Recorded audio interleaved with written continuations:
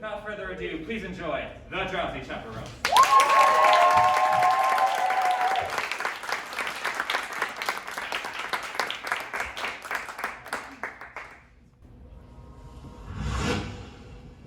I hate theater, but it's so disappointing, isn't it? Dear God, please let it be a good show. I just want the story with a few good songs that will take me away. I just want to be entertained. I mean, isn't that the point? Amen.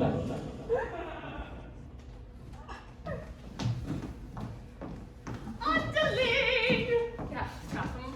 The pastry chefs were kind enough to provide the liqueur for the party. But remember, Underling, we must be discreet.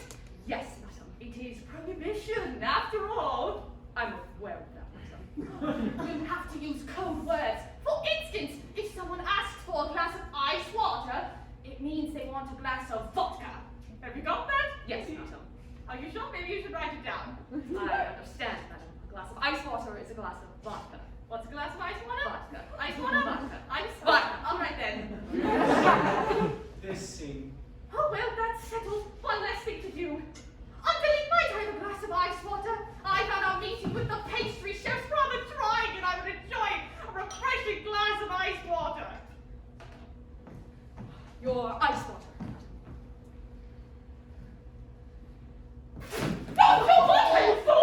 You can see where this is going, can't you? It's a series of spit takes. Well, now I do need a glass of ice water. A glass of ice water, madam. Yes, a glass of ice water. Are you going deaf? Would that I were. It's sad what actors go through. Getting spat on 8 shows a week. Your ice water, madam. You know, in many ways, the Drowsy Chaperone was actually quite progressive. A black actress playing the aviatrix, for instance. Your ice water, Yes, some elements were quite progressive. Others were stale in 1928. You know what? I'm going to skip ahead.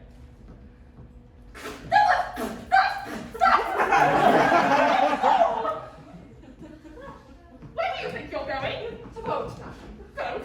Vote for what? For the repeal of the prohibition. Now, you may be asking yourselves, why was that routine in the show? Well, the answer is simple. There's a song coming up and they needed something to allow for the set change. It's mechanics. It's like pornography. Let me explain what I meant by that.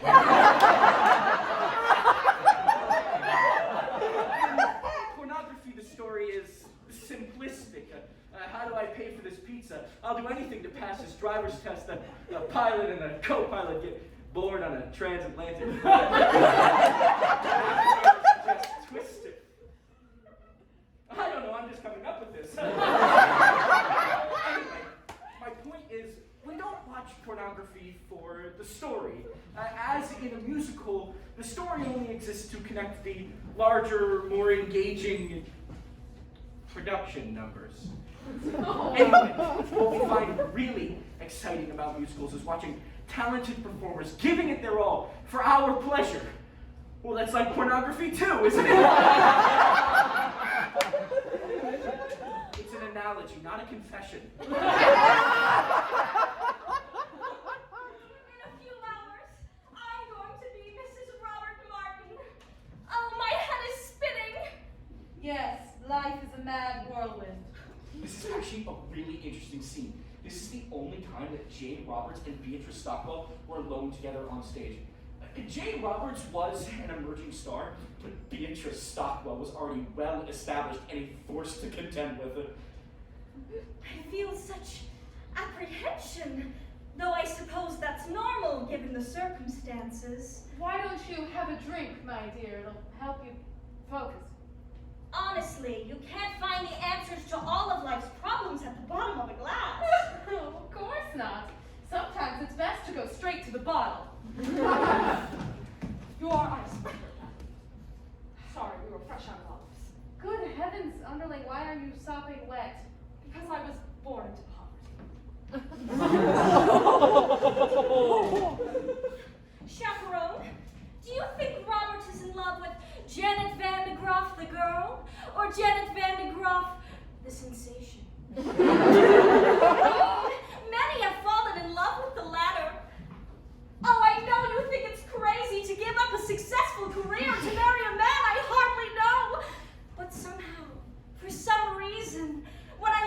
his eyes, his big monkey eyes. Oh, gee, I get all woozy. And that's what it's about, isn't it? That's love, isn't it? Not necessarily. The wooziness could be caused by any number of things. I mean, I'm woozy right now. I'm certainly not in love. Major Stockwell was known for her rousing anthems.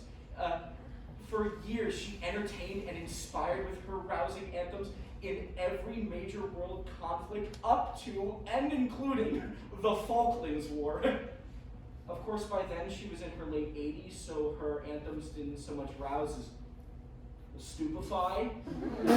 Still, she demanded a rousing anthem in every show she ever did, even when it wasn't appropriate, like in the Pixie Serenade of 1926.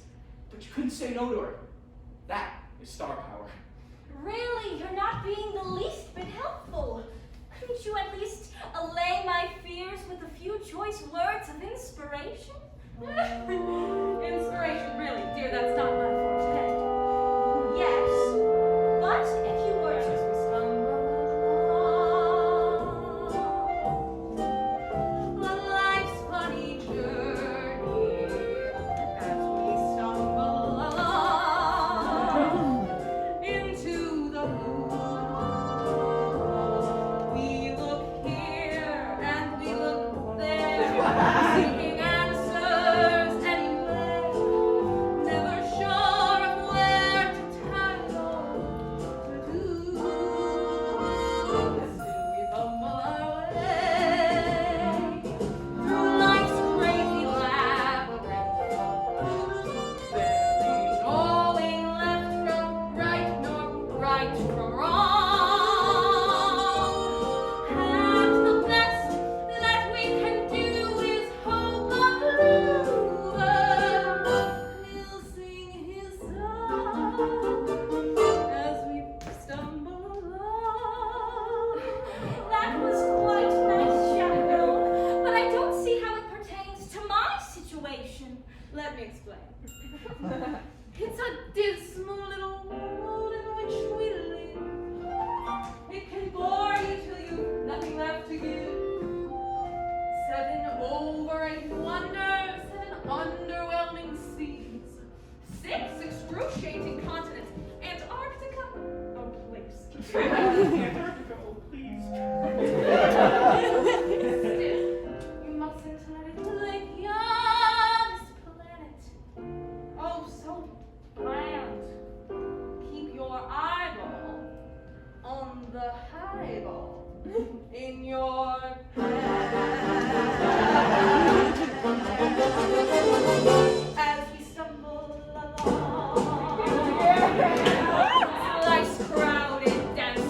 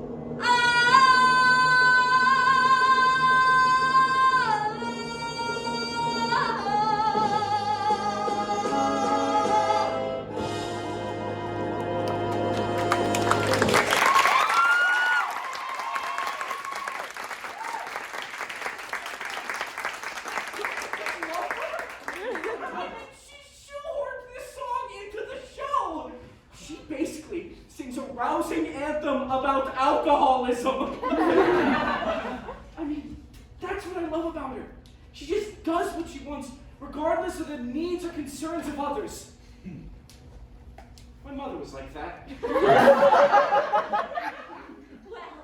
that was quite inspiring, chaperone. But I'm still conflicted. Oh, please, just tell me, is Robert the man for me? My dear, that's something you'll have to decide for yourself. But I'm just not sure if he loves me. Why don't you ask him? Why don't you say, Roger, do you love me? It's Robert. And I'm not allowed to see him. In fact, it's your job to keep me away from him. You're right, and I take the responsibility very, very seriously. I'm just, at this moment, feeling terribly drowsy. I'm afraid I'm gonna have me a little lie down. Oh, now, whatever you do, don't go wandering through the garden, seeking out your fiancé to ask him the question upon which your future happiness depends. Oh, thank you, chaperone! I just have to know if he loves me.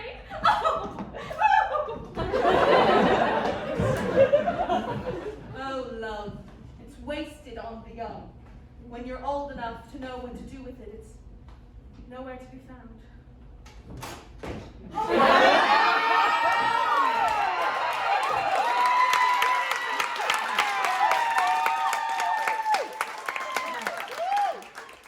¿Dónde está mi amore?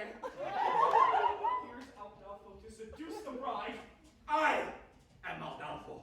Try not to think of the poodles while listening to this part. I am Aldolpho, and you are right. No, I am not. What? This is bridal suite. You are the only one here. Therefore, you must be bride. An argument, but I'm afraid you are a moron. What? Me, no bride. Perhaps I can take a message. Yes, very good.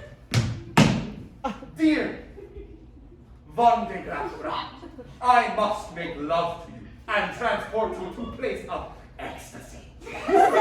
It's better sign, Aldolpho, king of romance.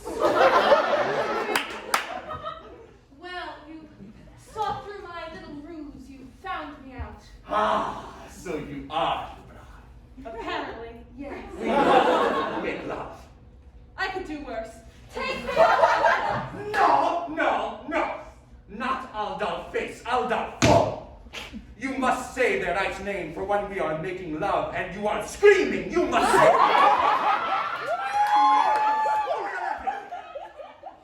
How can I make you remember?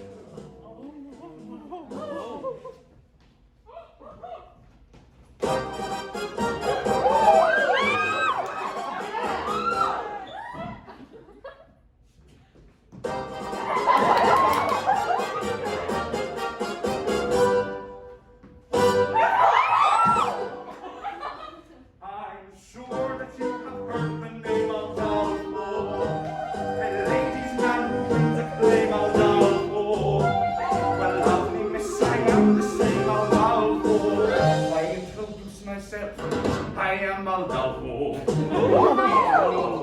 Shall we? Not so fast. So just in case you didn't hear Aldolpho, I'll try to make it very clear, Aldolpho. And ladies always cheer Aldolpho. When I repeat myself, I am Aldolpho. I can sing it high, Aldolpho. I can sing it low, Aldolpho. Sing it very fast, Aldolpho. I can sing it very slowly. I will do it now, for it will take hours. Now let us see if you can remember my name. I'll give it a shot. Now who's the fella that you see? Aldolpho. And how should you refer to me? Aldolpho. And who is it I'll always be? Aldolpho. Now sing it proudly. You are Aldolpho.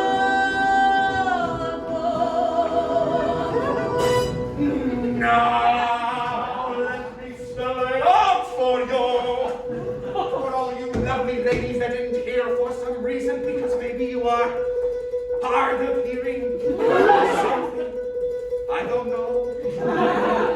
It goes,